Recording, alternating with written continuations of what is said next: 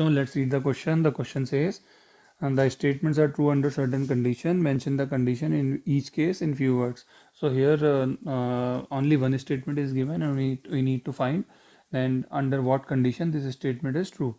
So the statement is hydrogen reacts with nitrogen to form ammonia. Okay तो बच्चों ये question करने के लिए जो की कॉन्सेप्ट हमको पता होना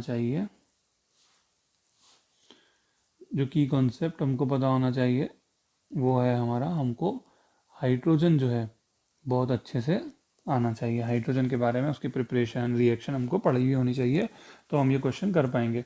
तो बच्चों ये जैसे रिएक्शन है कि ये हाइड्रोजन है और ये नाइट्रोजन है और ये जो है अमोनिया बना रहा है, ये कौन कौन सी कंडीशन में होगा तो मैं सारी बता देता हूँ।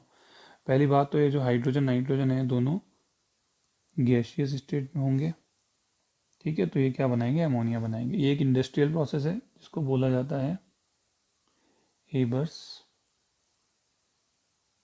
प्रोसेस, ठीक है, हेबर्स प्रोसेस बोला जाता है।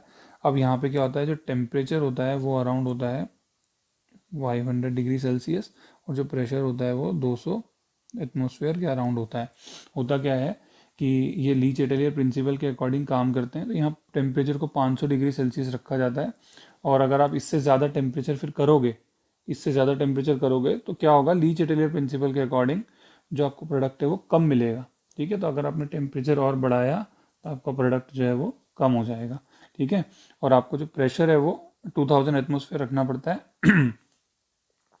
अगर आप प्रेशर जो है वो कम करोगे तो आपका प्रोडक्ट भी कम हो जाएगा, ये भी according to Le Chatelier principle है, ठीक है।